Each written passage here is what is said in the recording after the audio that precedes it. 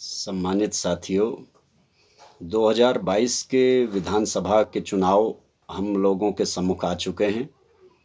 जैसा कि हम लोग देख रहे हैं, पिछले 20 वर्षों में जो राज्य गठन को 20 वर्ष हो चुके हैं, लेकिन इस 20 वर्षों में भारतीय जनता पार्टी और कांग्रेस पार्टी ने बारी-बारी से शासन किया है।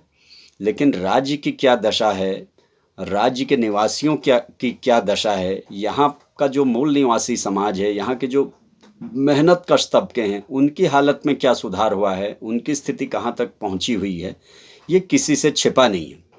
अगर हम लोग मुख्य रूप से देखें तो जो उत्तराखंड जो राज्य बना, ये 1994 के जो आरक्षण विरोधी आंदोलन ने उस राज्य गठन के आंदोलन को एक बहुत बड़ी धार दी थी।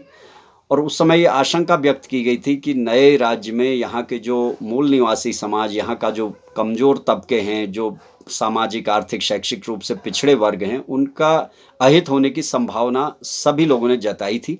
और इन 20 वर्षों में वही हुआ है कि इन वर्गों का जितना अहित हो सकता था उतना हुआ है। आज इनके सारे संवैधानिक अधिकार यहाँ छीन ले गए हैं, पदोन्नति में इनका प्रतिनिधित्व छीन लिया गया है। अक्सर समय समय पर जातीय उत्पीड़न की घटनाएं यहाँ पर सामने आती रहती हैं और उसमें कोई ठोस कार्रवाई नहीं हो पाती है। उसके अलावा आप देख सकते हैं कि राज्य गठन के बाद जो दोनों प्रमुख राजनीतिक दलों के जो जनप्रतिनिधियों के साथ भी जो जिम्मेदार पदों पर हैं, उनके साथ भी जातिवादी घटनाएं घटी हैं, लेकिन उनमें भी कोई न्याय नहीं हुआ। केवल उन घटनाओं को भी लीपापोती कर दबा दिया गया। तो इसलिए ये राज्य जो बना है, इन दोनों दलों ने इसको केवल सामाजिक अन्याय और सामाजिक असंतुलन पर आधारित राज्य बना दिया है। और दूसरी जो हम बात करें यहाँ के राज्य के जो बेरोजगार युवाओं की मजबूरी का फ़ायदा उठाकर जितने भी हमारे प्रशिक्षित बेरोजगार हैं, उनको ठेकेदारी प्रथा से बहुत कम मानदेय देकर नियुक्त किया जा रहा है, जिससे उन युवाओं का भविष्य भी केवल एक दरगुजर करने के अलावा बहुत कुछ नहीं हो पा रहा है। उन्हीं के समान काम करने वाला दूसरा व्यक्ति बहुत अच्छे वेतन मान लेता है, लेकिन ठेकेदारी प्रथा या आउटसोर्सिंग के माध्यम से जो नियुक्तियां की जा रही हैं, उसमें भी बेरोजगार युवाओं का शोषण हो रहा है। केवल जो सरकारें, उनके जो पार्टियां हैं जिनकी सरकारें चल रही हैं, और ठेकेदार ये पनप रहे हैं, ये सब आपस में मिली भगत करके पनप रहे हैं।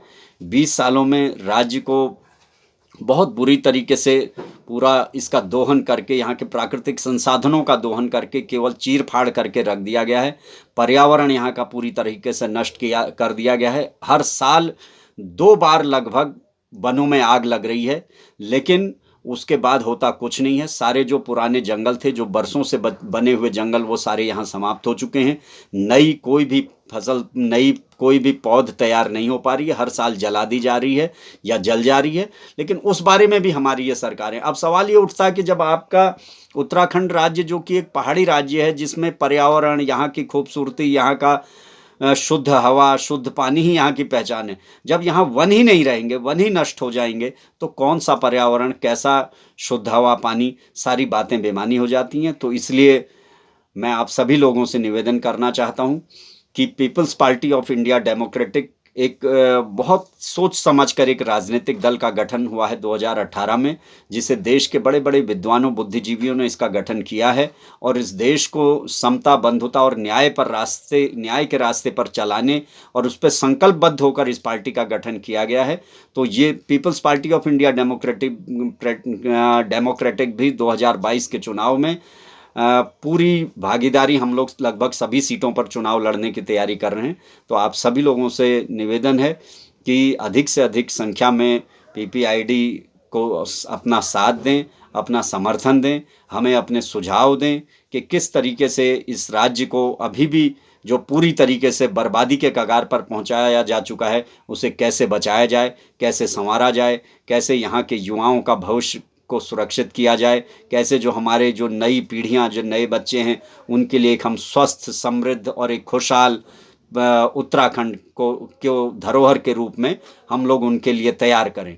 अन्यथा हमारा सब ये जितने भी राजनीतिक दल हैं या सामाजिक संगठन हैं, हम लोगों का काम करना बेईमानी है। तो मैं पीपीआईडी से जुड़ने की अपील के साथ आप सभी लोगों से फिर से अनुरोध करता हूं कि इन दोनों दलों की जो बारी बारी से जो शासन करने की नीति चली है, इससे बाहर निकलें और पीपीआईडी का समर्थन करें। धन्यवाद। जय भीम, जय भारत, जय मूल निवासी, जय संविधान।